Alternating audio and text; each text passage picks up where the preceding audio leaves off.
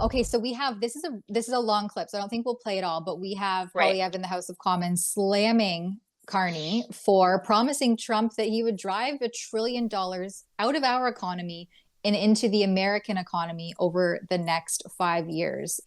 This is craziness. But here, maybe we'll just play the first minute or so.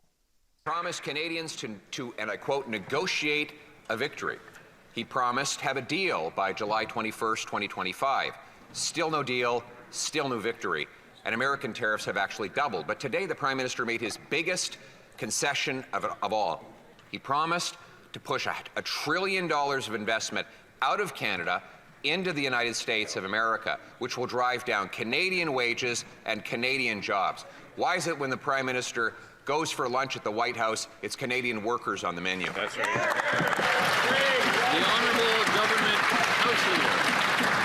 Mr. Speaker, the Prime Minister and his colleagues are at the White House today, advancing Canada's interests, advancing Canada's trade interests, advancing our interests in foreign policy generally. And I know that the hopes of all Canadians accompany our Prime Minister to those meetings where he will very, very clearly defend the rights of Canadian workers and of the Canadian economy. I sure hope the Leader of the Opposition is among those Canadians. The Honourable Leader of the Opposition. Prime Minister casually said, and I quote, $500 billion in the last 5 years alone of Canadian investment has left to the U.S. And he said probably $1 trillion in the next 5 years if we get the agreement that we expect to get.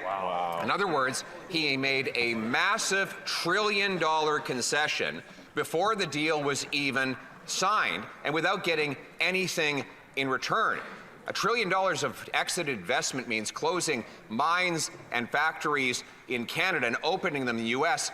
Why did the Prime Minister sell out our workers on his visit to Washington? The Honourable Government House Leader. Speaker, we do not need Donald Trump's permission to open mines and roads and infrastructure in Canada. That's exactly what we're going to be doing, is building Canada with Canadian labor, Canadian steel, Canadian aluminum, and Canadian lumber. If he's referring to the Maple 8, the pension funds that Canadians are so proud of and invest in, who invest all over the world and take their profits back to Canada to pay Canadian pensions, well, I say bring that on too, Mr. Speaker. Yeah, anyway, they've had 10 years to do all of that work.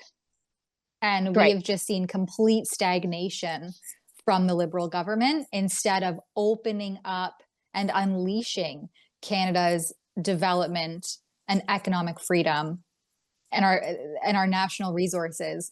So to get up there in the House of Commons 10 years later and say we're going to be doing this, We're gonna fix this. We're gonna fix this thing we broke. right. Like, it's the stupidest thing. I hope they find the people who've been in charge in the last 10 years. Like, what have we gotten? 800% over budget, government funded pipeline? That's what we've gotten? And nothing else? And then they're wondering why American companies are fleeing, Canadian companies are fleeing. TransCanada Energy had to change its name to TC Energy because being Canadian was stigmatizing to their business. Like, this is what the Liberals have done. They did this. The phone calls coming from inside of the House, they constantly prattle on about how they're going to fight the Americans. But these guys have to look in the mirror because they set the stage through a series of government policies that prevent us from building and exporting anything. And then now we're supposed to trust them to do it.